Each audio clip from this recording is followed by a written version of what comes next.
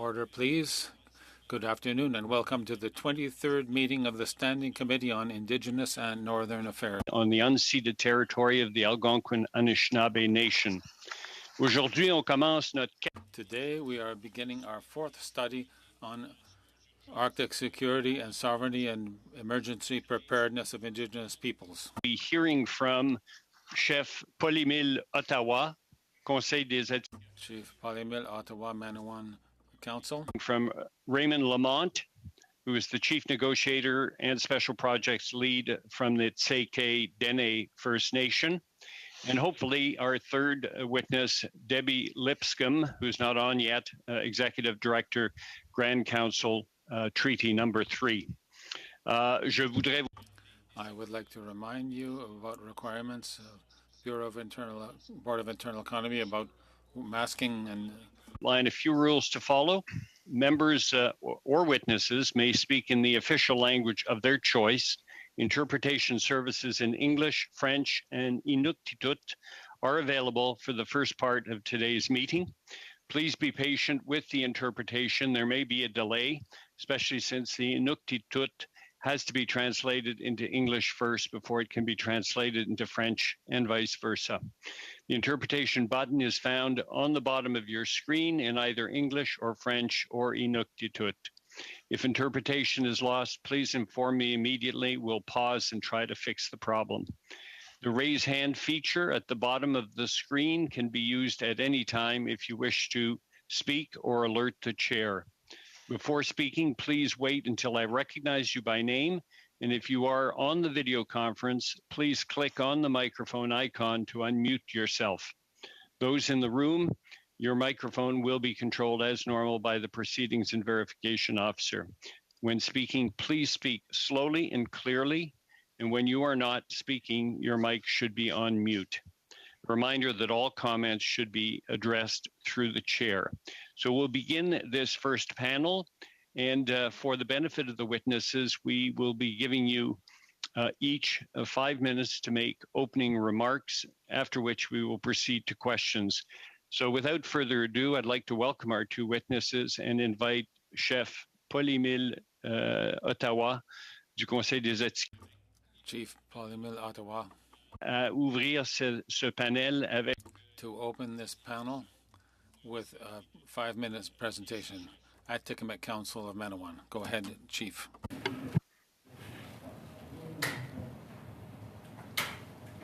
Allez-y. Please go ahead, Chief Ottawa. My apologies. We're having some little technology problems. I'm not able to recover the text. I'm trying to set up the Wi-Fi. I really need it. Oh, are you talking about the text that you're going to present? Yes. If Raymond Lamont is ready, we'll start with Raymond Lamont. Mr. Lamont, if you're ready, you have the microphone for a 5-minute opening statement. Thank you, Mr. Chair. Thank you for inviting Tseke Dene to appear before the committee. Tseke Dene is a First Nation with its main community at the north end of the Williston Reservoir in north central BC. Tseke Dene people are culturally and linguistically Sekani. Tseke Dene is a remote community with access by a very long Forest Service road and a small 5-seat airplane. Today I will speak about 4 key challenges and opportunities for Tseke Dene if time permits. First, the Finlay Forest Service Road. The Finlay Forest Service Road is the longest Forest Service road in BC, more than 400 kilometers in length. The road is also the only road link to Tseke Dene and Fort Ware, a neighboring First Nation community. Some parts of the road are a vital transportation corridor for industry, including mining and forestry. Industries in which the First Nations are increasingly participating despite many obstacles. Unfortunately, the road is built to a very low standard, and it has only been upgraded in small sections. The road is dangerous in many sections and has been impassable many times over the years. Like other years in 2021, an emergency was declared by Tseke because the road was impassable. The community was within days of a food shortage and a lack of fuel for diesel generators that power the community. Despite all of this, The Auditor General of BC in 2021 cited the critical importance of the road as the only viable escape route for Indigenous communities when natural disasters occur. To finally address these challenges, SEICE established a solutions table that included the province, industry, and the First Nations. Engineering reports and budgets were produced, and we agreed on a plan. However, we need $40 million to carry out critical upgrades and repairs to the road. We believe BC will provide half, or $20 million, if we can persuade Canada to provide similar funding. We ask that every effort be made to identify sources of federal funding to augment the provincial funding. This is about safety, equity, improving the quality of life for remote Indigenous communities and their residents, and promoting investment and economic development in the region and Indigenous communities through safe and reliable road access. The other topic I want to speak about is wildfires. Wildfires are increasing in number and severity in Seike-Dene territory, due in large part to the effects of climate change. The community is especially vulnerable to wildfires due to remoteness, lack of a wildfire response capability, large swaths of dead and dying timber caused by infestations, and poor forest management practices. The community is increasingly concerned about the growing danger of catastrophic wildfires that threaten life and property. In 2021, Seike-Dene homes and cabins were destroyed by a wildfire that was not actioned quickly by the province because of inadequate resources and the sheer number of fires. Sadly, Seike is woefully unprepared and ill-equipped to respond to wildfires when they occur. And accordingly, Seike is anxious to develop its own wildfire monitoring and response capability. This role is not only vital to Seike-Dene safety and security. Consistent with UNDRIP and efforts to advance reconciliation, it recognizes Seike's inherent role as a steward of the lands and resources in its territory. The challenge for Seike is securing resources for training and equipment. We ask for assistance in securing the resources needed to incrementally develop a wildfire response capability, and in doing so, mitigate the growing risk to the community and its residents from wildfire. The other topic I wish to speak about is food security. Food security, including access to healthy and affordable food, is a growing problem in Seike-Dene. Inflation, poverty and unemployment, widespread chronic conditions in the community, remoteness, the state of the Finlay Forest Service Road, and the very high cost of transportation are all contributing to growing food insecurity. Malnutrition and poor diet among community members is increasingly common. To compound this, country food is less abundant, and the cost of harvesting country food has become very high. Moose numbers are declining, caribou are threatened, and key species of fish that traditionally were a staple of the Seike-Dene diet are less abundant. Seike is adapting as best it can to these challenges. In the short term, Seike intends to build large greenhouses in the community to produce fresh fruit and vegetables. The community will be self-sufficient in fresh produce and is making arrangements to sell surplus produce to industrial camps in the region. The challenge is that power and heat for the greenhouses is prohibitively expensive. To overcome this, Seike intends to build and commission a biomass plant in the community to generate clean power and heat using wood waste, including debris from the Williston Reservoir. NRCan and provincial funding have been obtained for part of the cost of building and commissioning the project. And engineering and design is advanced, but a shortfall of $9 million exists for the project. We ask for assistance in obtaining additional federal funding for the biomass project to build and operate a project that will be transformative for the community. Finally, I want to speak very briefly about pandemics. COVID was devastating for Seike. Several outbreaks occurred. People died, and many community members were evacuated from the community for medical care after becoming very ill. This experience has shown that despite best efforts, Seike-Dene is not well prepared to respond to pandemics. Lack of resources and capacity are the main reasons for this lack of preparedness. Poor housing, overcrowding, widespread chronic health conditions, poverty, poor health outcomes, limited healthcare services, and general mistrust of governments have significantly increased the risk to health in Seike-Dene from COVID and other infectious diseases.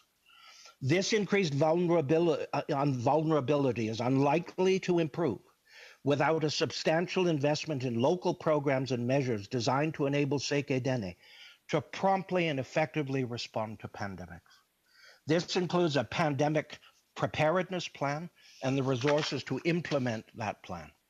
We ask for assistance to secure the resources required to assist Seke Dene to effectively respond to pandemics when they occur, and ultimately to save lives.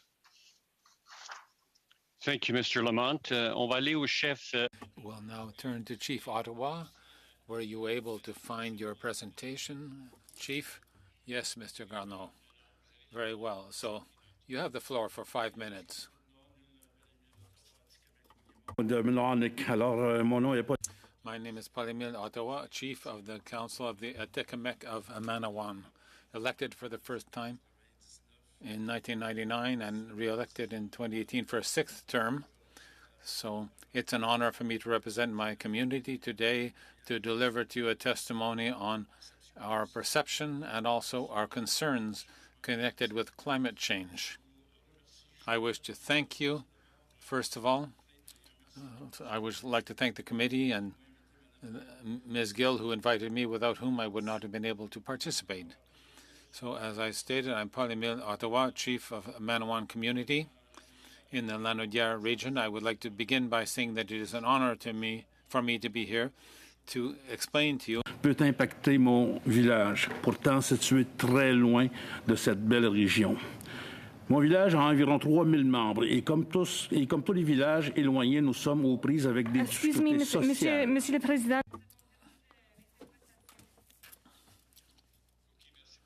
Okay, we're going to have a short break just to get...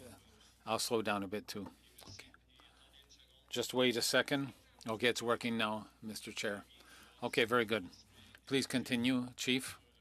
So I was saying that my village has about 3,000 members, and like all remote villages, we have to face social difficulties such as a shortage of jobs, recreational activities, and housing.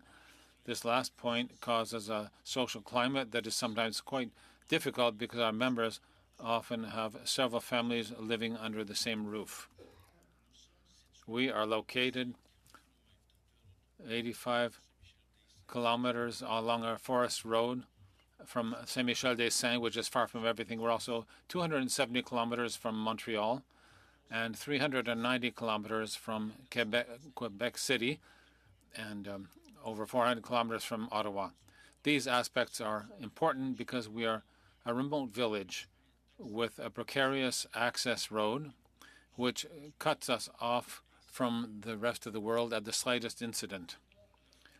Why does the thawing of the Arctic concern us, the people of Manawan, far from the Arctic as we are? Because in 2019, the report on climate change of Canada came out, published by the Government of Canada, and this report did not give us much hope for the future and not much hope for our children if we continue to consume and overexploit resources and destroy the forests that give us life and all these animal and plant resources that enable us to find food. In this report, it is mentioned that the thaw of the ice and glaciers increases the level of oceans, and this is the case more rapidly in Canada than elsewhere around the world. As a result,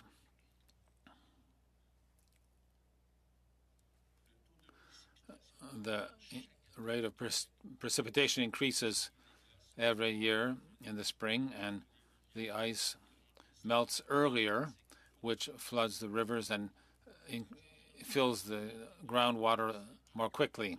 The average temperature has been increasing by 1.1 degrees since 1948, which does not look good for us, the Atikamekw of Manawan, for the future years because it will only increase the water levels of lakes and rivers significantly if 1.1 degree is still likely to increase over the next 60 years. In fact, our village is located on the shore of Lac Kempt in a depression, and if the level of the lake rises, then the only way the water cannot drain out and it will stagnate there, and the will move into the village, and it will be impossible to get away from that. We will have to be evacuated and even relocated once again. Currently, there are so many of us that even a partial relocation could take years to do rebuilding, and with the lack of housing that we have in the village, that people would be required to be even more crowded in houses, and others would have to leave and move to the city against their will. And unfortunately, when families move to the city, the children lose their culture, and it's very difficult for them to return to the village afterwards. We would lose social cohesion, and this would not be our only problem. On the other side of the coin, there would be a lot of fires because the forest would become dry because of drier summers due to the heat. We are surrounded by forests in Manawan. The slightest spark could cause the trees to burn around our houses as well. We wouldn't have enough with our firefighting service to save anything. We only have a few volunteer firefighters and not even a truck with a ladder.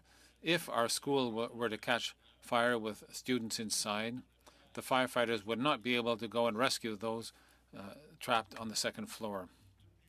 Furthermore, the road is of spotty quality and not paved. If there's too much rain, sections of it can be carried away. And if it's too hot, then it becomes dusty and difficult to travel. We would not necessarily be able to receive emergency services from outside to come in and help us. Another problem would be evacuating injured or suffering people during a similar catastrophe, because we have only one ambulance on location, and if many of us need to be evacuated at the same time to protect our health, this would be a real logistical and health-related catastrophe. Accordingly, I have come here to encourage the governments to prepare to assist not only the populations near the Arctic, but also all the Indigenous peoples and communities inland because of climate emergencies, because all our communities are usually located near a river or a lake. Manawan, in fact, ought to be given priority because of its situation located in a depression, because this makes the community very much at risk of climate impact. Thank you for listening, and thank you for the invitation. Thank you, Chief Ottawa. We will now turn to the third person. Lipscomb is with us, Executive Director of Grand Council Treaty Number 3. Ms. Lipscomb, you have 5 minutes for your opening remarks. Abaju Makateganabik Indishnakas Makwadadam. My name is Debbie Lipscomb. I am from the Bear Clan, and my home community is Wajishkaninigam. I'd like to acknowledge the members of the committee and the other dignitaries here today. I appreciate the invitation to be here to speak to the importance and significance of working together as treaty partners between the federal government and the Anishinaabe Nation in Treaty 3 in emergency management. This parliamentary committee hearing is incredibly timely today, as across the Treaty 3 territory, we are faced with historically high water levels that are expected to only continue to rise over the next few weeks. Currently, we have Grassy Narrows First Nation, which has been evacuated to Thunder Bay, and many other communities that are partially evacuated and sheltering in alternative locations. Many Treaty 3 communities are also experiencing continued erosion, loss of land, and infrastructure loss, such as our water treatment plant in Obsamung. Several communities are likely to lose houses along the shoreline and even intense damage to critical land infrastructure. The destruction of these homes come on the heels of the current housing crisis.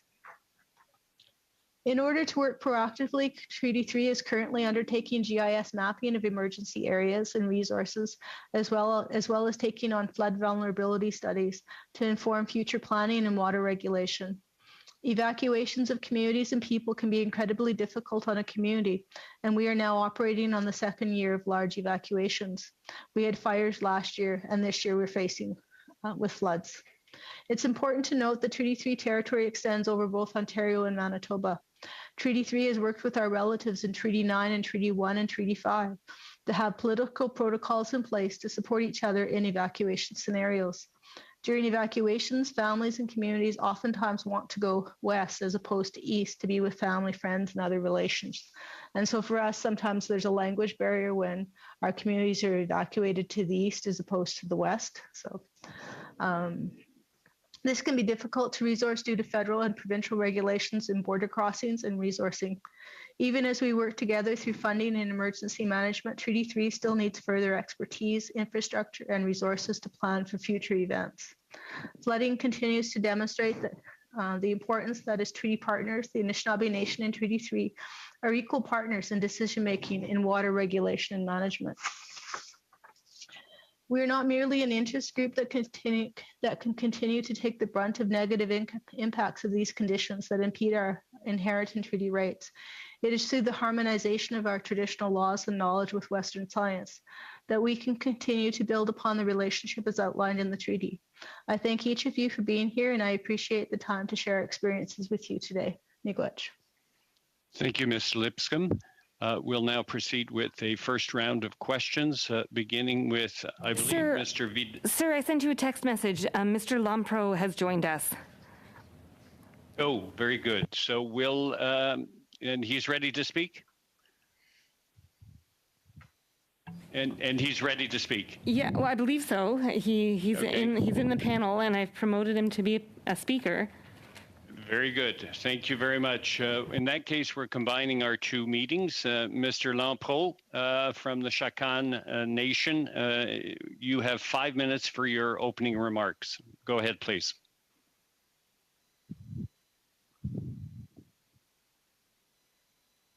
Mr. Lampro, please unmute your microphone.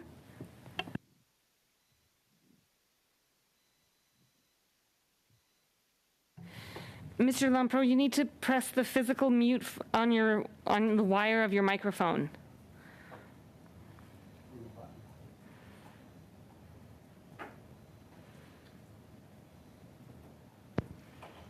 Is that better? Yes, that's perfect.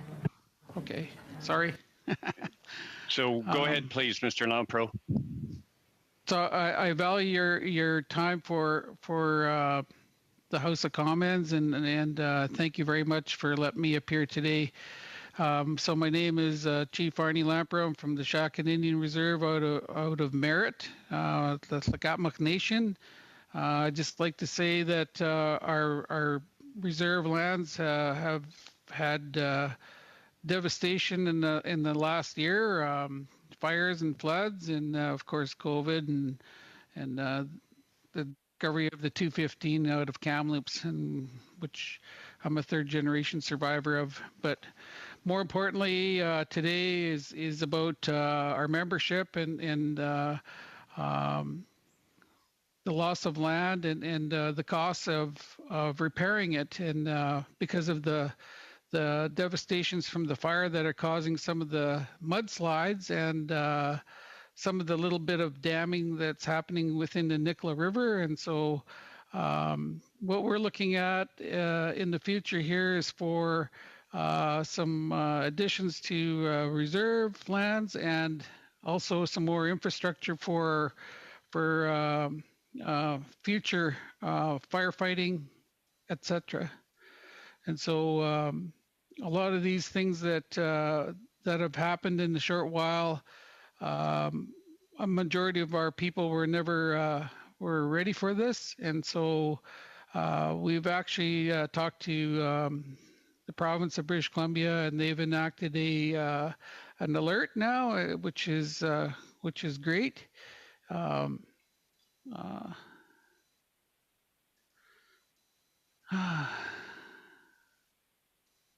lost for words.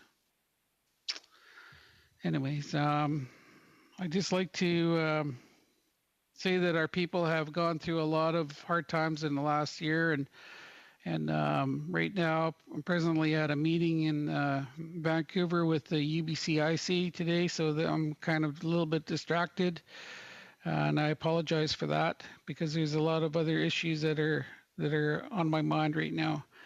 And being just seeing the interaction with the Prime Minister at Kamloops is also, and the announcement of the Pope coming to Canada also sparks a lot of different issues for our people, as far as how we've been opening up a lot of different things in our hearts and minds. But as far as the emergency part, we're looking at more training for the ESS, EOCs, different objectives of like that, and to make our lives a little bit more safer and give us a little bit more comfort within our homelands. And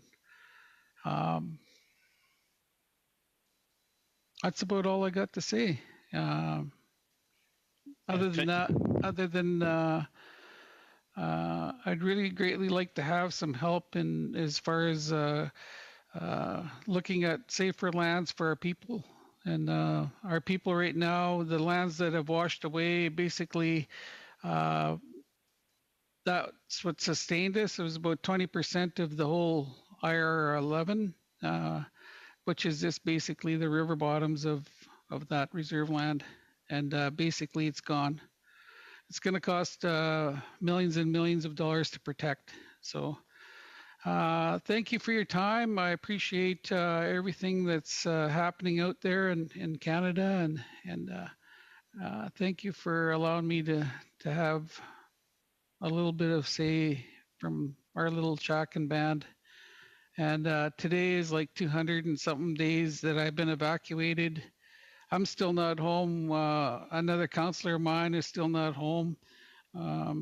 We're still living in the Trans Mountain Pipeline Camp. We've been there for over 200 days, and we definitely miss home. Looking at housing shortages and different things like that affect our communities. And so thank you for your time. Homeless. Thank you. Thank you very much, Chief Lampro, and we sympathize with the difficulties that you're going through, and perhaps we'll get into that with questioning.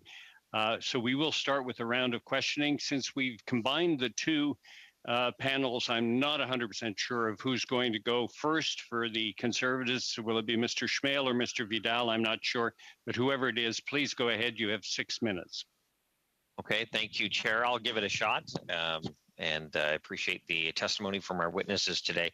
Maybe I'll start with Chief Lampro, if I could. Chief, you were speaking with a lot of emotion. We can tell in your voice you're handling a lot right now, and obviously under very difficult circumstances, and so it's rightfully so. Also, before I get into my questioning, if I could, MPs Dan Albus and Brad Viss send their regards to you, and again offer their assistance on any, if you need any help with things, they've offered their services, as I'm sure you know, and I'm sure that you've talked to about them. Maybe I'll just, Chief, if I could, pick up just at the end of your last comment about safer lands. And obviously, if you're talking about moving, that's a very big decision. It involves a lot of partners and a lot of conversations. Just out of curiosity, have you had any discussions with the federal government about moving? And if you have, how those conversations gone, if you're allowed to speak to that? So right now, I haven't had the opportunity yet to speak to any of the federal people as far as getting a chance to move or finding safer land for that matter. And when we look at the lands that are within the Chakan Indian Band on IR11, so we have IR11, 12, and 13. 12 and 13, IR12 is pretty much like a valley with, like it's a three-sided valley. So it goes two different directions, like it's a triangle valley, and basically in the middle of that triangle is where they have IR12, and it's not a very big piece of land, but it's also on the side hill where there's basically no sunshine, and it's really a tight little valley, And then the other parcel of land that IR 13 is on is basically at 4,500 elevation of 4,500 feet. Basically, it would be a challenge to live there, or basically a challenge to maintain the roads and get power and infrastructure to it, to maintain a place to even look or to live. So IR11, basically the valley of the Nicola Valley. The river bottom is what sustained us for, I don't know, since I guess the reserve was, developed in the years of Sprott. And so when we look at trying to get some land that's more feasible for, because we probably went from 30 people way back in the day. Now we're at 130. But the thing is, though, is as pandemics hit and IRS and different things like that have challenged a lot of our bands throughout Canada, and so our maintaining of membership has been challenging also. But the amount of land that we have to sustain us is very little. So, yeah, thank you. Yeah, I can tell in your voice that you're dealing with a lot, and rightfully so. So when the recent round of flooding happened, what was your reaction like with Indigenous Services Canada? Was there assistance being offered? Were they easy to communicate with? Can you give us a brief rundown? So basically right now in British Columbia, we're getting high rain alerts in the interior right now. I'm in the coast. I'm getting receiving emails even as we speak here. My phone is pinging away, but what happened was in November was we expect November rains. We always have because it's part of I guess that area, and the rains basically give us the mushrooms and the late time harvesting of food, right? And so when November happened, it really caught us off guard, really, because a lot of us were hunting and never got a chance to go fishing. So we bought fish last year, and I just came out of a meeting where DFO was actually doing a presentation right now on fish. But we spent around $500,000, 8 bands of us through one of our corporations bought fish from Alaska, and it cost around $500,000 to $700,000 worth of fish just for 8 bands, and so when we look at the economics and diversity of food sources and sustenance, it comes at the heels of Mother Earth, and what it's going to provide. And so right now, when just prior to the floods, we had the fire, and so we basically had no more food to gather out there because everything was burnt around us. And then the fall rain started happening, and so even the fish that were spawning in the Nicola River and some of the creeks that we have were basically rubbed out because of the high water that came down. So it caught us off guard. Many of our freezers were full. Some of the people did not want to leave. So those 12 people that stayed, made sure that they had ample water and stuff like that, even though it was 6:30 in the morning when I was evacuating people, I called in order. I'm really glad that I did and made the right choice. So getting back into that place was really a challenge because it cost a lot of money, and 3 hours one way to get back into the community through the mountains and through snow, and so all of our food that we had for our winter sustenance was basically spoiled, had to go and send the crews back in there to throw out all our food out of the freezers, basically take and remove the freezers out of the houses so that the smell wouldn't be there when we came back. Prepared the houses for winterizing, getting the plumbers in there, draining the hot water tanks, draining the main reservoir for the community. So all of that preparation had to be done before it froze solid, and so that we didn't have an additional cost to ISK and whatever. But ISK was very, very. I guess the thing is what happened is when we went to Merritt. When we evacuated to Merritt from the flood, we got to Merritt, and then Merritt was evacuated, and it makes it really tough because what happens is when we run to Merritt, we always say Merritt is our place of safety, and that's like our other community, so when we got to Merritt, we got evacuated, and the whole city of Merritt was evacuated.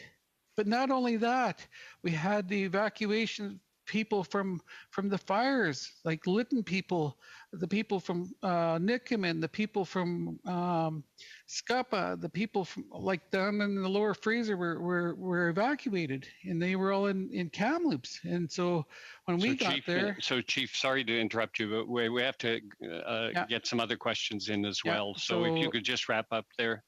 So anyways, I'm just trying to say that when we got to Kamloops, EMBC done a terrible job, and so I'm just rolling it out to where ISK rolls in, and so ISK rolls in, and we call ISK, and we first of all got asked for some funding for civil engineers so that we could get drone flights right away, so that we could map out some of the devastation that's happened, and they okayed that. And then the second part was a meeting with ISK again to develop a budget for 0 to 60 days. We needed funding for that, emergency funding for our people, because EMBC left us high and dry in a cold ice arena. The vouchers. Thank you, Mr. Lampro. Perhaps you'll get to continue with another questioner, but I have to go to the next person. Okay. Mr. Weiler, over to you. Sorry. Thank you, Mr. Chair. I appreciate all the witnesses joining today and for their thoughtful testimony. And I know, I can imagine how painful it is to relive a lot of the events that occurred last year in British Columbia. So maybe first, I just want to give the opportunity to Mr. Lampro to just finish what he was saying about his interactions with ISK. So anyways, the 0 to 60 days came. We actually had we were really lucky to have a band manager that had that expertise and put that budget together. We submitted it to ISK. ISK said we'll have it to you within a week. We waited for 2 weeks, never got a response. I phoned Minister Rankin. Minister Rankin said on that day there, I'll phone you in a half an hour, and it was approved. So ISK has been really, honestly, have been just tremendously good. As far as EMBC goes, no help from them. So ISK has been on really good, and I really hold my hands up to them. Thank you. Thank you. I'd like to ask my next question to, through you, Mr. Chair, to Mr. Lamont.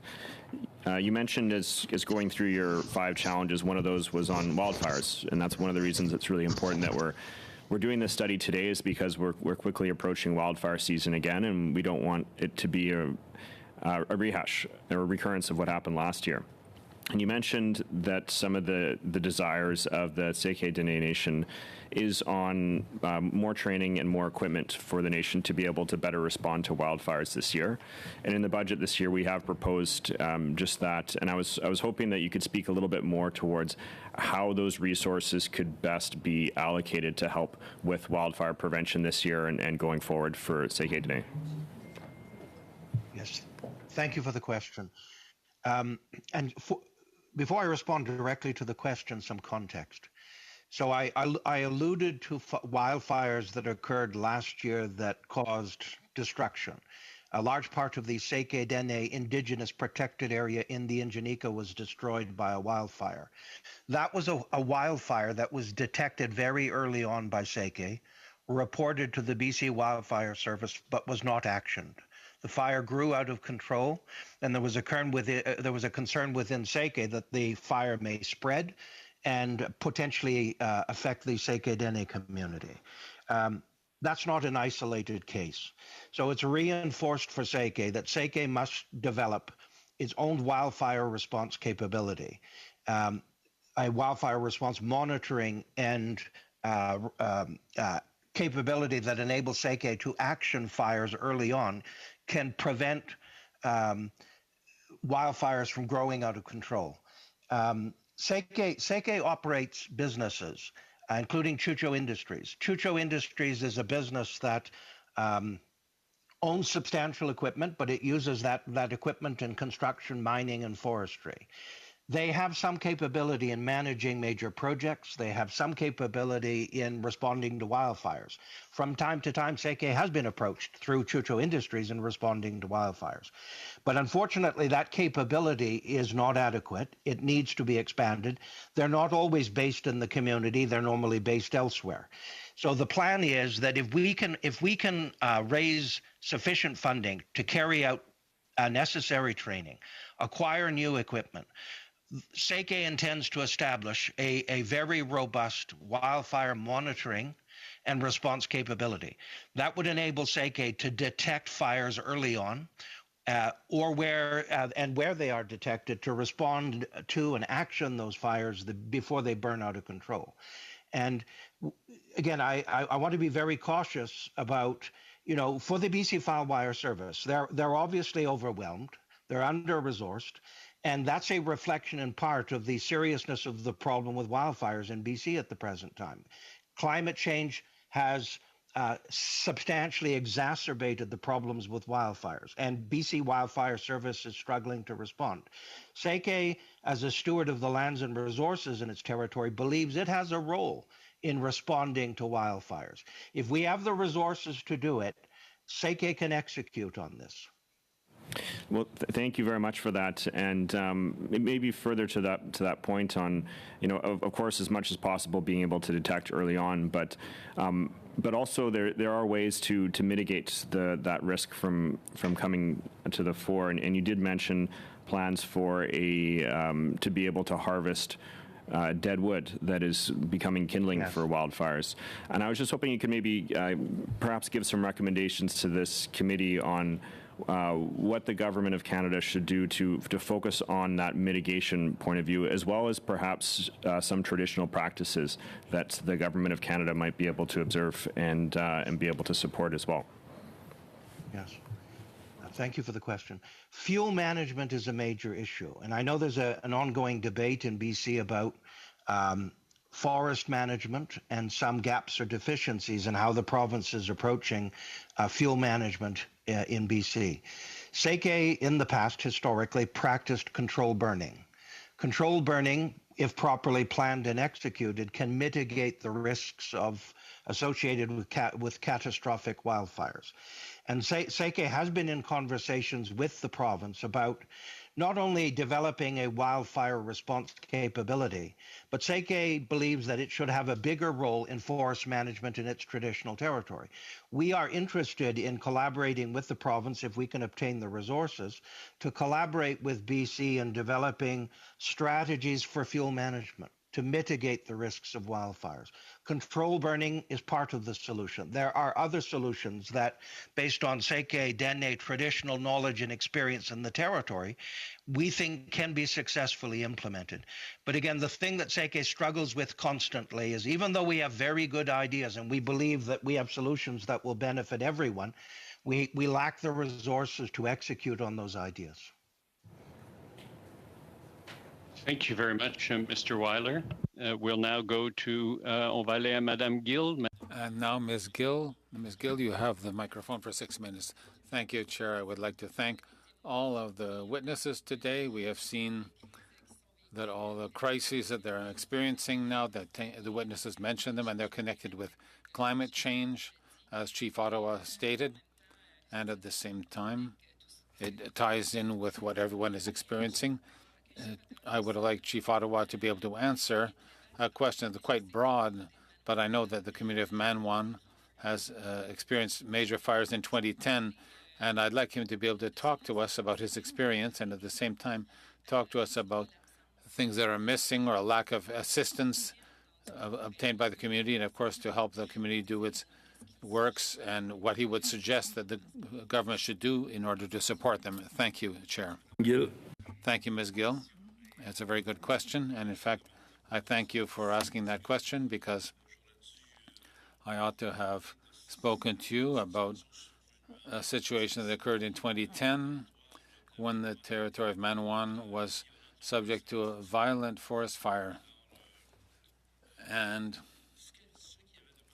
what was specific in 2010 in Quebec and in Northern Ontario as well is that there were some very big forest fires because of the drought and because it was hot that year. And it ended up on May 30th, there was already a large forest fire on our territory that forced the evacuation of the population, which we tried to arrange. We kind of improvised because we were not really prepared for it, and nobody was really necessarily ready for that because it came up suddenly like that. At the time, there were so many forest fires in Quebec.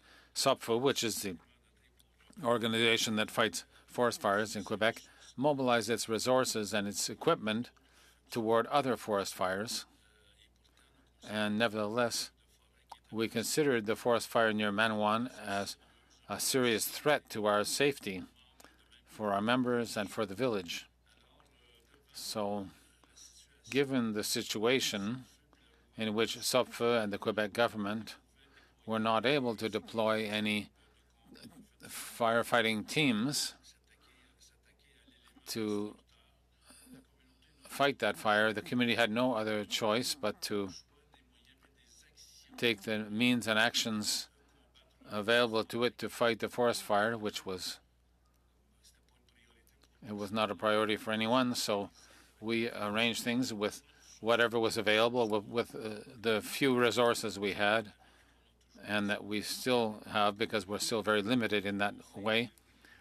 So the council had no choice but to use the amounts it receives, that is, its federal transfers, in order to equip the community with firefighting equipment to fight forest fires. We bought what are called Indian pumps. We rented pumps from rental centers, and it cost us a great deal of money to protect the territory and to protect the community. What is sad and unfortunate or difficult is that the time came to sit down with the government authorities, with Indian Affairs at the time, and it was very difficult because they were saying that it was not in the amounts that we use in order to buy equipment to fight the forest fire was not planned that way according to the agreements, but we had no choice. We had a community and a population to protect, so we said, okay, we're going to move ahead that way, and it used up everything. It took a lot of discussion and a lot of negotiation to get the government to consider those expenditures, those invoices that we send in to be eligible. And fortunately, over the past 2 years, there has been a pandemic, and during the winter, right during the pandemic, we had a problem with our supply system for drinking water, and it was a little bit easier to deal with then because we were but back in 2010, when the forest fires occurred, it was very rough for everyone and very difficult for the council to get the reimbursement of all the sums, the amounts that they invested and spent in order to buy and to protect ourselves and defend against the forest fires. So I think it would be important for the government to take a serious look at the needs of communities in remote areas, because I would say that we have an 85-kilometer road, and if a forest fire were to occur, cutting us off from the closest municipality, which is 85 kilometers away, that would really be a catastrophe for our community. So that's what I wanted to share with you. Chief Ottawa, I have a very simple question. Chair, I'm very sorry, but I have a very simple question to ask Mr. Ottawa. Do you think that if a similar situation were to occur again, do you think you would be prepared then? Well, we're not really more prepared than we were. No. Thank you. Thank you, Ms. Gill. Now we'll move on to Ms. Idlaut. Thank you. First, I wish to thank you for coming here and giving us your presentation, and welcome to the committee. Your reports are very interesting. You have a heavy responsibility. I'd like to ask Raymond first. You said in a short brief that the Indigenous people and the funding Indigenous people should have applications for funding where programs do not exist, where services do not exist. Whenever we mention Indigenous people and what we lack in capacity in the community and in the human resource field, it's always very interesting. I would like to know what you think we need to do to move forward so that Indigenous people will get the help that they need now faster and more efficiently. Unfortunately, I did not hear the translation. For some reason, my translation function is not operating properly.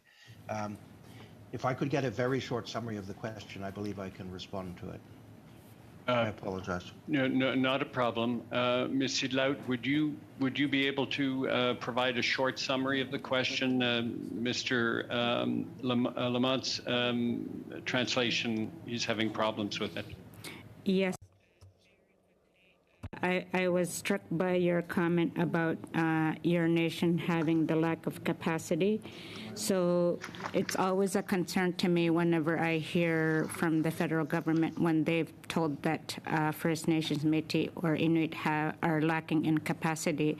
So I think it would be great for us to understand from you what are your capacity development needs so that we could make sure that in this report and for future studies that we gain a better understanding of what those capacity development needs are. Yes, thank you. Canada and BC have stated that they're committed to advancing reconciliation. They are committed to implementing UNDRIP and to collaboratively recognizing and implementing Aboriginal rights and title. The truth is those promises are empty promises unless First Nations can be empowered to assume greater control over their destiny, the right to self-determination, the right to self-government. Self-government without adequate capacity to be an open, transparent, and efficient government is an empty right. And so for SEIKE, this is the constant challenge. And to focus specifically on the topics that we were discussing today, SEIKE has identified problems and challenges in the community, whether it's the Finlay Forest Service Road, or food security, or wildfires, or pandemic response. We understand the problem. We have developed solutions. But when we are struggling with solutions, we're constantly met with lack of financial resources, lack of human resources. We don't have the resources to invest in the human resources that are required to execute on many of the solutions that we've developed. And some of the solutions that we've developed collaboratively with industry, or collaboratively with the province, or collaboratively with Canada. SEICE is currently negotiating an incremental treaty and reconciliation agreement that contains 4 main pillars, including specific commitments to enable SEICE to develop a viable economy for the Seike Dene people. The ability to develop a viable economy for Seike Dene people means that Seike will have own source revenue that it can use to help to meet some of these needs. And so we think we've been pretty nimble. We're doing everything that we can to build capacity. And for some of the topics that I've discussed today, whether it's wildfires or the Finlay Forest Service Road, funding from Canada that SEICE can use to execute on the solutions that it's developed, it's critical. So on the Finlay Forest Service Road, that Forest Service Road has huge implications for economic development for the community, for public health and public safety, and so on. The province is willing to commit substantial resources. If Canada is a willing partner in implementing the solution that SEICE developed at the solutions table for the Finlay Forest Service Road, we believe that project, combined with other projects, has the potential to be transformative. I did meet with people in Transport Canada, and I've met with other federal government officials. The challenge that we have is that we're struggling to identify existing programs on which we can draw to help to meet some of those needs. And a concern for... Thank you. You made it very clear. I have another question for somebody else. I have a question for Debbie. We don't have much time. Debbie, I'd like to ask you, when you gave your report, it was very interesting. When it comes to Indigenous people, and we have our own bylaws or a code of conduct. Can you talk more about your traditional laws and code? Thank you. Language. And so Grand Council Treaty Number 3 does implement a 4-directional governance model, and we do operate within traditional laws. And so one of our primary traditional laws is Manitoua-Kiyanakanagewin, which is our resource law, which is very important when we talk about emergency management and with respect to floods and fires. And so, as well as when we talk about resource revenue sharing from an Indigenous perspective. So within our laws, we have protocols. And so when we've had to do evacuations for emergencies, oftentimes our communities want to go west. And so we have a traditional protocol by which we contact in Manitoba, Southern Chiefs Organization, Assembly of Manitoba Chiefs, and our Grand Chiefs talk to their counterpart in Manitoba and ensure that when we're doing an evacuation, that they know that we're coming into the Treaty 1 lands. And so Treaty 3 and Treaty 1 work together collectively. And so when our members are in hotels in Winnipeg, there is the continuity of the Anishinaabe-Moan language. But again, because there's those traditional protocols in place, we have language and cultural continuity, and we have supports to ensure that everyone works well together. Similarly, with respect to our child welfare agencies, when we're moving families, there are families that are in crisis. And so our child welfare agencies also have a protocol in place by which they help one another. And so they support the families if they go west, but they could potentially also go east. So some of our communities are evacuated into Thunder Bay. So again, the Child Welfare Agency in Thunder Bay, which is DELICO, works with our child welfare agencies. And in this case, for Grassy Narrows, it would be Anishinaabe-Abenuje Child and Family Services. And so both of those agencies work collectively together to ensure the well-being of the families. And so with respect to children, our law is Abenuje-Anakanagewin, which is child well-being.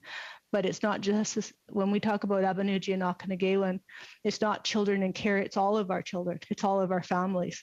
And so our law doesn't necessarily make those distinctions of a child in need of protection. It's the child, all of our children, we all have that responsibility to care for that child.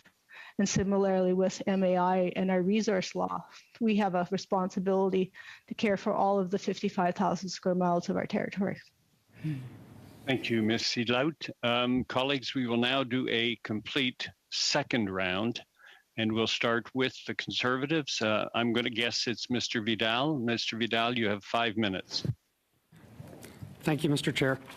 I want to thank all our witnesses today. It's been very compelling testimony hearing about the challenges of escape roads, of wildfires, and the loss of homes and cabins, and floods, and food security, and a biomass project, and fuel management within the forests. And the reason I list those things, they're all things that are actually my personal experience in my own riding in northern Saskatchewan, but I'm hearing about them from northern Ontario and northern BC and northern Quebec, and so the witnesses' testimony is really appreciated. Ms. Lipscomb, I want to just drill a little bit in further to some of your comments. You talked about evacuations last year around water, or fires last year, water and floods this year, and some of the work that you've been doing. I looked on your website, and you talk about training 25 evacuation support specialists. I'm really curious about what role they play, and it might have been some of the answer to my colleague's question just a minute ago, but I want to drill into that just a little bit. I want to understand the role they play, how you got to that place, and how they help you in responding to disasters in your communities over such a vast territory that you serve. Yes, thank you. And so, yes, Treaty 3 territory is 55,000 square miles. A number of years ago, every year in the spring, our northern Anishinaabe Nation, which is our neighbor to the north of us, has flooding situations. And then we're followed by forest fires. And so every year there's usually a community that has to be evacuated. And so when COVID first hit, we were confronted by the fact that some of our municipalities didn't necessarily want to have a number of evacuees come into their urban area. And so we sort of said, well, how do we begin to look after ourselves? How do we begin to build the necessary capacity within community and within our regional organizations to address some of these situations? And so there was a proposal that was developed with ISK region in Ontario, and we began to talk about the need to develop emergency management capacity so that we could respond regionally on the ground. So Grand Council Treaty 3 does have an emergency management coordinator. We have another emergency management coordinator in Sioux Lookout and one as well in the Fort Frances area, situated at our tribal council. And so when you begin to build that initial on-the-ground capacity, what happens is you begin to identify, well, how do you do training? And so there have been a number of proposals that have gone forward to help build that capacity. And so we recently completed training in Thunder Bay, which is what you saw on our website was the completion of that training. And what we find is that when we have individuals situated, they have a go-to person to go to. So it begins to build that communication and that network. I mean, you begin to talk about language. And so I didn't know anything about how much sand you need to fill sandbags or, the poly that you need to put in place for that goes along with the sandbags. But our emergency management coordinators, they begin to develop that language and they begin to sort of know how much sand is needed and how much, how you begin to construct, sandbagging to protect critical infrastructure such as water treatment plants. You begin to build those relationships about how you do prevention versus mitigation. And so some of our communities knew in advance that they were at risk for flooding through the Rainy River, Lake of the Woods, and then into the Winnipeg River. So there's 7 dams on the Winnipeg River. So again, knowing in advance as you watch those waters rise, being able to be prepared, which meant you had people, boots on the ground going, you know what, the water just rose 2 inches. We know that it could compromise our water treatment plant. How do we actually make sure that we have the sand and we put the sandbags in place? That only happens when you have emergency coordinators and that they have the prerequisite training. So that they're that early soundboard, canary in the well type scenario that's sort of going, we got a problem, we need to act on it. Thank you for that. I think there's some history in a report somewhere that I read that And I believe the number is that every dollar that's invested in preparedness and prevention saves $4 in response and recovery. So I give kudos to you and your leadership there on the work you're doing from a prevention and mitigation perspective. With the little bit of time I have left, I want to flip back to Chief Lampreau for a minute. Chief, you expressed some serious frustration about or I sense the frustration in the lack of kind of coordination between the federal government and the provincial government. And I just want to make sure that I'm not making assumptions that was just a huge challenge that we need to work towards better coordination maybe between the different levels of government. Would that be a fair assumption I made from listening to your testimony? Yeah, that would be a fair,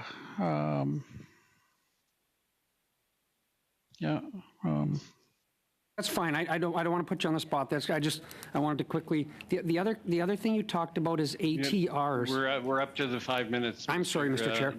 No problem. I forgot to start my clock. I'm bad, sorry.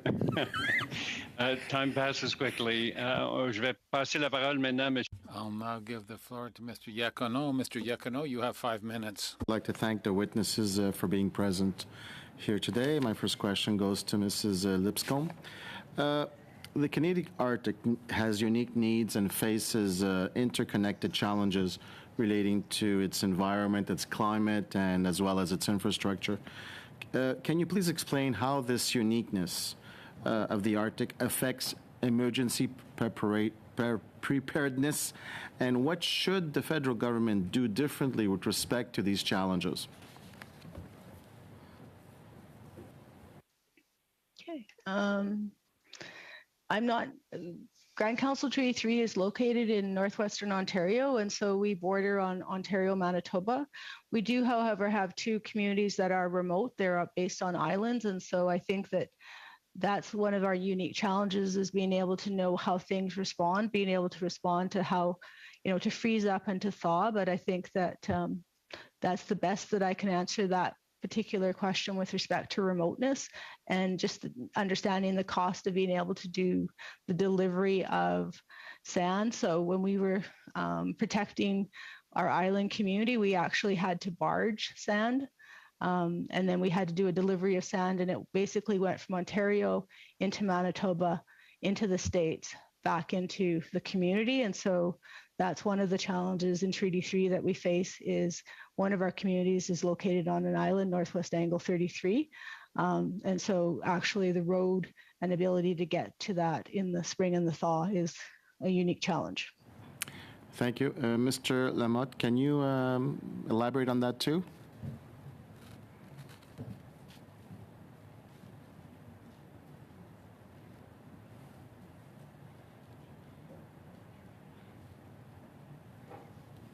Mr. Lamont, did you get that question, or are you on mute, perhaps? I was on mute, and I apologize. The question again? So I'm saying that the Canadian Arctic has unique needs, facing interconnecting challenges relating to its environment, its climate, and its infrastructure. What can be done differently from the federal government, and what are the uniqueness with respect to the emergency preparedness? Sorry about that. And what should we do differently? Sure.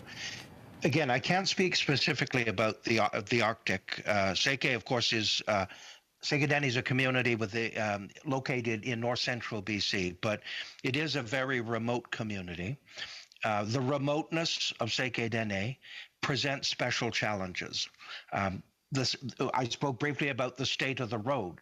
The road is a vital transportation link. It's the only viable land-based evacuation route.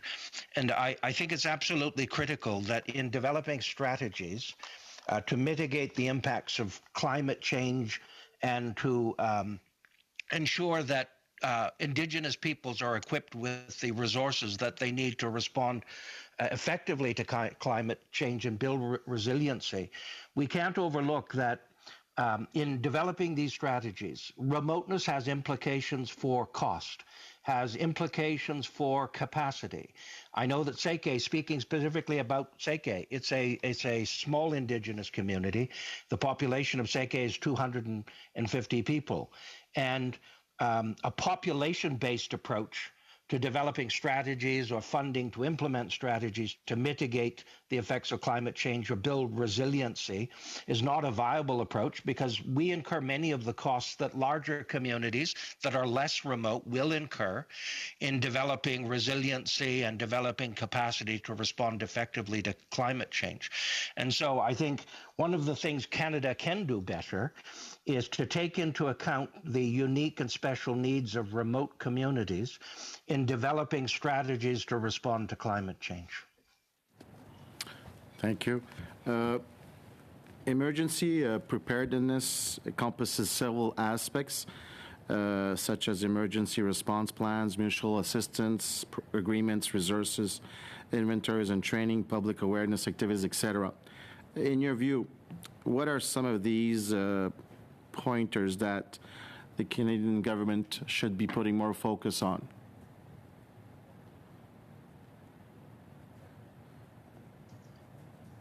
Is that for a specific person, Mr. Oh, I'm sorry. Iacono? Sorry, I was addressing the question to the same to Mr. Raymond Lamont. Yes. Again, and I'm not sure I understood the gist of the question. Can you reframe it, please?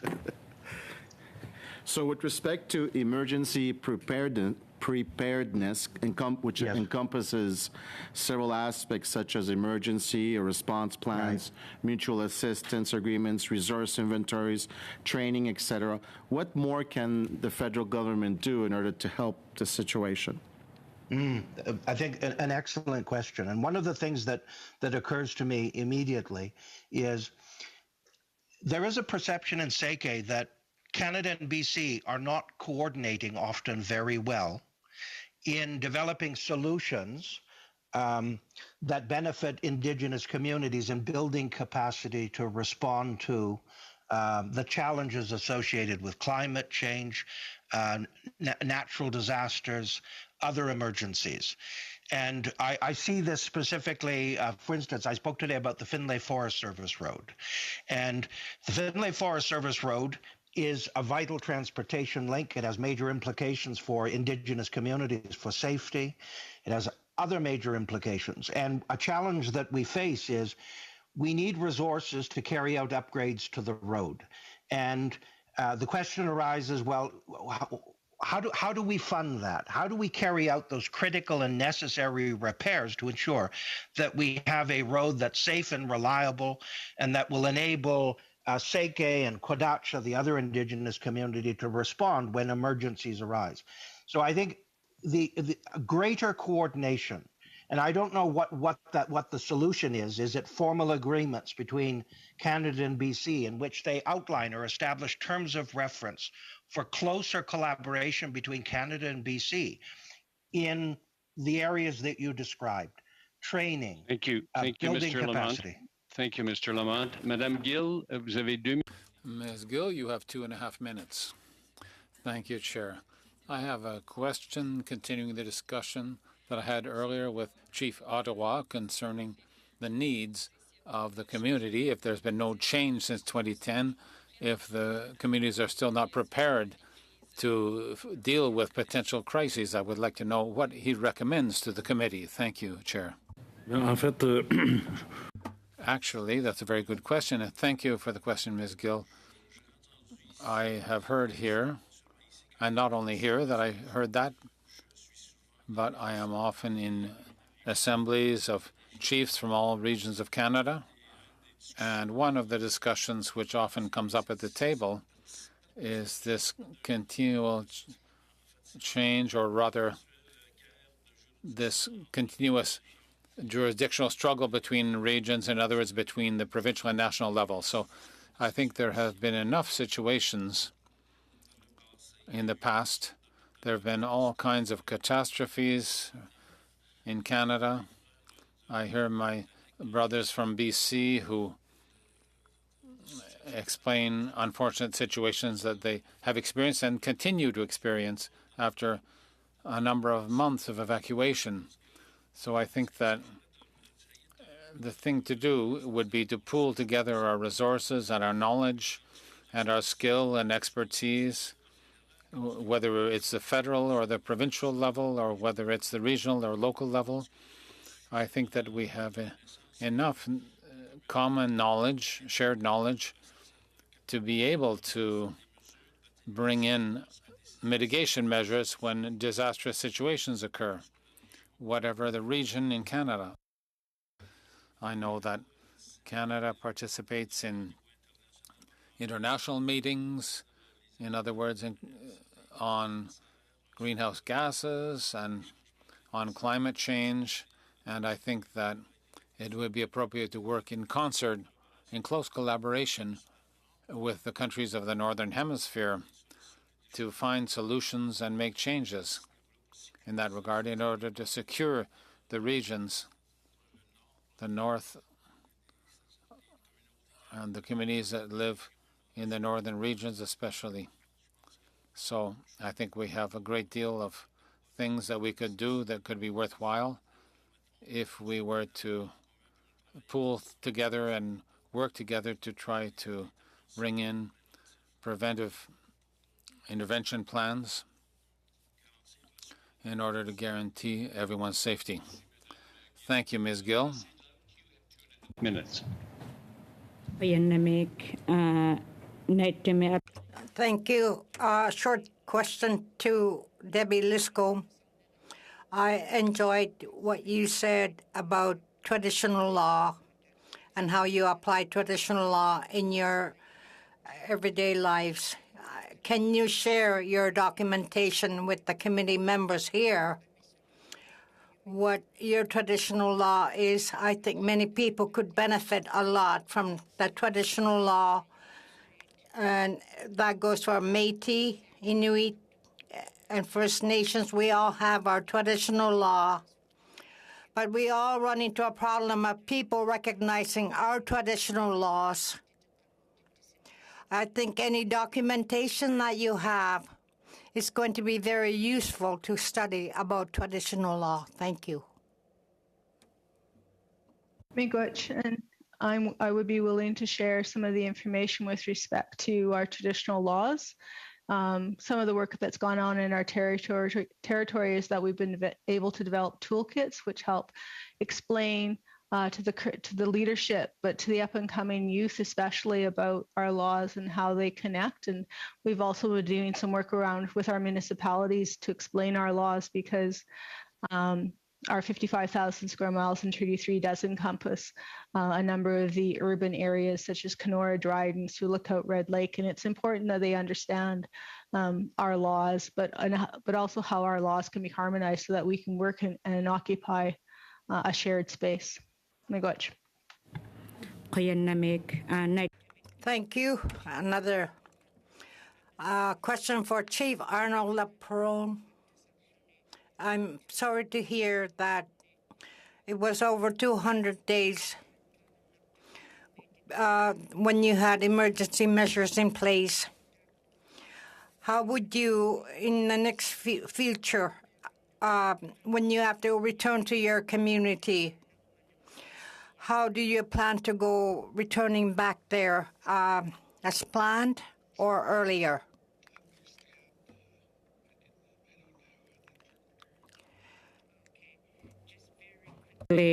I'm devastated to hear that you personally have been in evacuation for over 200 days, and I wondered if you had any ideas or needs so that you can share them with us through our standing committee to find out how we can pressure the federal government to get your needs met so that you can return to your home. So presently, right now, as we speak, I'm just getting some Facebook images from back home because I'm in Vancouver at a meeting for the UBCIC conference in Vancouver here, and I'm getting pictures of the water rising again in the Nicola, presently where it never used to go. So I might have to just take off here pretty quick and find out what's going on back home. And yeah, there, you know, the challenges that we face here in the Nicola is there's a few of our reserve bands within the Sakatmuk Nation that have been actually having the same problems with it's actually postage stamp sizes of reserve lands, and which they're basically on sides of hills and not much land on the river bottoms. And so right now when the river rises, and because of the devastation that's happened, the gravel has now risen, and so has the river. And now the chances of it washing away more houses is a higher potential. And so we're looking at trying to get safer land and some more housing. Some of our housings are dating back to the 50s, and so when we brought back our people back in February, some of our people were unsure, and they were actually scared to go back home. And one of the things that we did was done all the housing inspections to ensure that those houses were safe to go back, checking for mold, electrical, water, removing and replacing some of the appliances. Some of these things were a lot of challenges because of COVID.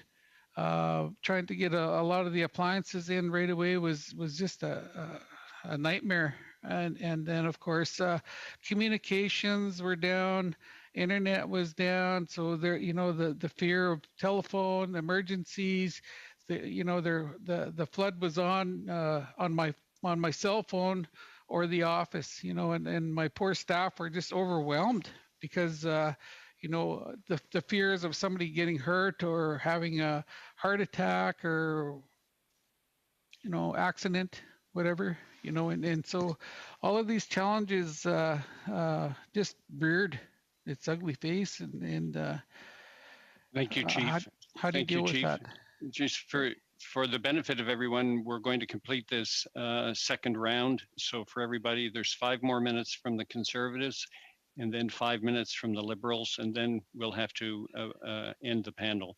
So for the Conservative, I honestly don't know who will speak at this point, but whoever is going to speak for the Conservatives, you have 5 minutes. Okay, I suppose. Oh, sorry, Gary, go ahead. I think it's Mr. Shields, no? I'm ready to go. Go ahead, Mr. Shields. Thank you, Mr. Chair. I think it's come up in a number of conversations we've had on previous committees, and I would like to thank the witnesses for, again, bringing up an issue that it talks about capacity. And I'd like to start with Chief Lamont in the sense of the federal government working with the Indigenous, and I think you've talked on it a couple of times, the capacity, and it leads to economic development and then the coordination of safety. Could you just comment in the sense of the future go ahead on what you believe the change needs to be made for the capacity changing from the hands of the federal government to the nations? Yes. Thank you for the question. SEKE has always maintained that we don't expect and we don't want government to solve SEKE's problems. SEKE wants to have the ability to solve its own problems.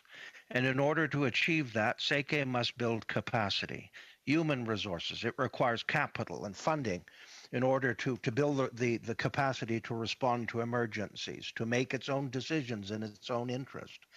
And what we see is that for many of the projects that SEKE is developing, economic development projects. So, for instance, we have negotiated an agreement to participate in a high-performance computing facility in the town of Mackenzie. We are collaborating on a project to build a biofuel plant that will produce clean diesel. All of these projects have major implications for SEKE and SEKE Dene capacity. These projects have the potential to produce own source revenue that SEKE can use and allocate as it sees fit to address some of the challenges and the problems that we've identified. So, for instance, the biomass project I spoke about today.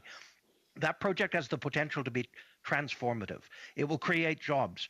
It will significantly address the issue of food security. And if we had the money to build it on our own, we would. The reality is we don't. And so funding to build that project is critical. And you know, if a First Nation is empowered to solve its own problems, it has own source revenue on which it can draw. It has the ability to make its own decisions to solve its problems. I believe that that community will be more resilient. It will be better able to respond to problems. It will have the ability to mitigate the risks. Thank you, Chief Lamont, or Chief Ottawa, in the sense in response to the same one when you're talking about safety and capacity.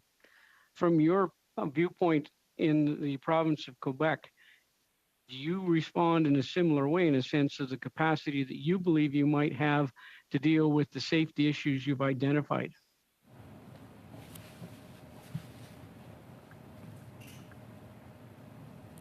Chief Paul, email Ottawa. Chef Ottawa, est-ce que vous avez... Chief Ottawa, did you hear the interpretation?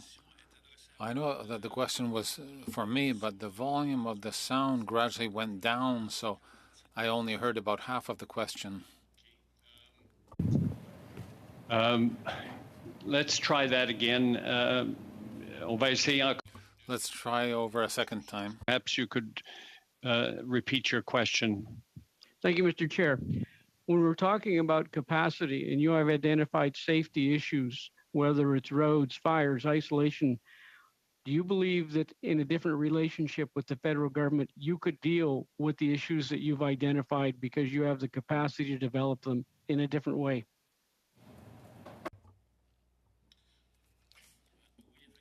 Yes, as a matter of fact, I believe that things could be different in a positive way. I know that the question was asked of me previously aimed to find out what recommendations or suggestions I could make to improve things. Of course, as I stated in my answer, there are things that we need to improve in how we go about things, and I've heard people talking about their knowledge, their traditional knowledge. In Quebec, even in Quebec, my people still have to fight against the forestry industry, who cut a lot of wood from our territory, which results in changes, not only visually, but also causes environmental problems, which is why I would urge the authorities to work together and in concert to better fight the effects of climate change, which afflict the north, in other words, the regions up toward the Arctic, for example, Quebec. So I rely a great deal on collaboration and concerted effort in order to provide a better future for our young people. Thank you. Mr. Shields, we'll finish with Mr. Badaway. Mr. Badaway, you have 5 minutes. Thank you, Mr. Chairman, and I want to thank all the witnesses for being here this afternoon. I guess I want to preface my questions by saying... I'm sorry to interrupt. Mr. Chair, Mr. Badaway's mic is not selected. Oh, okay, thank you very much. Can you just how's that? It seems to be fine now. Thank you, Mr. Badaway. Thank you, Mr. Chair. Go ahead.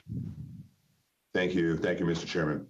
Mr. Chairman, one of the reasons why I had brought this forward, this study forward to the committee, and as the Parliamentary Secretary for Indigenous Services Canada, was to really, as was mentioned earlier, to build capacity and really ensure that, with that said, we have the opportunity to partner with the different communities and different chiefs, such as Chief Lampro and Chief Ottawa, to look at strengthening Indigenous Service Canada's role in emergency management. And as I'm sure many in the room recognize, ISK's role in emergency management is to strengthen that resiliency. And we do it by emphasizing 4 pillars of emergency management: mitigation, preparedness, response, and recovery. So I guess my question to both Chief Lampro and Chief Ottawa is this: 2 questions. Is one, within those 4 pillars, where do you see us strengthening, again, emergency management, the assistance program that we offer, the First Nations and Inuit health program that we offer, the Indigenous Community Support Fund that we offer, and the First Nations Infrastructure Fund, and structural mitigation that we offer. But also, to my second question, add to that, how can we also leverage that in the investments that we make to then promote other infrastructure investments as it relates to strengthening economy, strengthening healthcare, and strengthening other areas of which may be of interest to Indigenous communities? So I guess I'll start that question off with Chief Ottawa.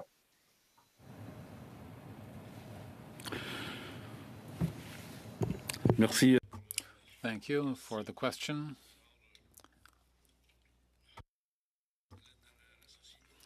So in the society we live in, and especially during this period of humanity,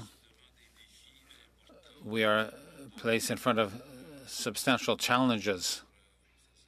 In other words, in order to improve things or reduce climate change. As you know, the society has become industrialized starting in 1875, and it took only 120 or 140 years, in other words, to bring about and to generate what we are now enduring. So I think there are important issues that we need to focus on and work on, and there are immeasurable challenges. There are urgent challenges that we need to all work together on. We talk about the fact that the atmosphere is polluted. We need more stricter regulations about the industrial world to stop deforestation, among other things, and perhaps require farmers to convert to a more diversified farming that's more reasonable. These are examples that come to mind when you ask me that question.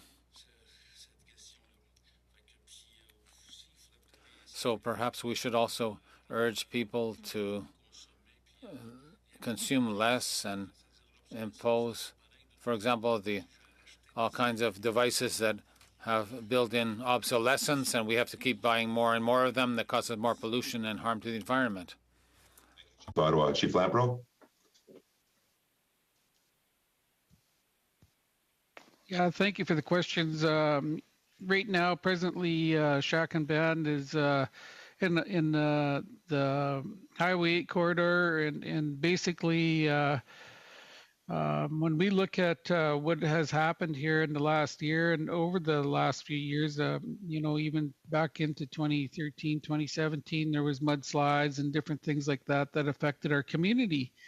And so, when we look at the economic development part or the economic viability or even the chances of it are very slim to none, and so when we look at the amount of work that could be potentially done right now, the only thing that's really going to be beneficial to Shack and Band right now is a gravel pit, and because of the highway rebuild through Ministry of Transportation and Infrastructure, and that's probably it, and other than that, it's going to be a little bit of employment through that rebuild.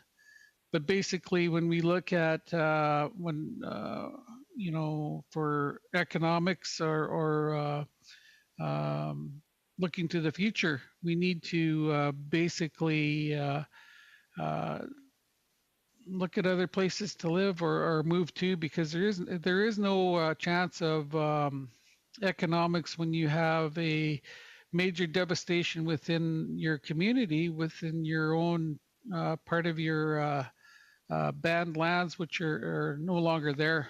And so we need to look at places like you look at Kamloops, or you look at West Bank, or you look at Osoyoos, and they basically have lakes, or they have cities near them. So there's potential for viability for development and economics and taxes are, building Sun River such as Kamloops, you have that chance to gain revenue through the housing potentials, and leasing your land. There's none of that there where we live. Basically, I invite you, and I've told Minister Haidu, Minister Rank, and Minister Farnworth, come on out. I'll take you out there. I'll drive you there, and you'll actually see what's happening out there. And so, come on out. Thank you, Chief. I think I'll take you up on that offer, and to both chiefs, we look forward to working with you on this file. And upon the conclusion of this study, it sounds like we got some work to do. So thank you for your testimony today. Thank you, Mr. Chairman. Thank you, Mr. Badaway. With that, I would like to thank our 4 witnesses today, Chief Lampro, Debbie Lipscomb, Raymond Lamont, et le chef Paul-Émile and Chief Paul-Émile Ottawa. Badaway said, really, what this is all about is the fact that we need to deal with increased numbers of emergency situations due to climate change. And what will help this committee the most is to come up with ways to not only mitigate, but also to prepare in some cases where it's going to happen. Thirdly, to deal with it when it does happen, and then, of course, recover from it afterwards. And so thank you very much for your testimony today. Merci pour vos... Thank you for your answers, which were very clear. You live in locations that are vulnerable owing to the emergencies caused by climate change. So we appreciate having the possibility to benefit from your expertise from the people living on the land. With our study on emergency preparedness. Thank you. And with that, this meeting is now adjourned. Thank you very much, everybody. Thank you, Mr. Chair. Appreciate it.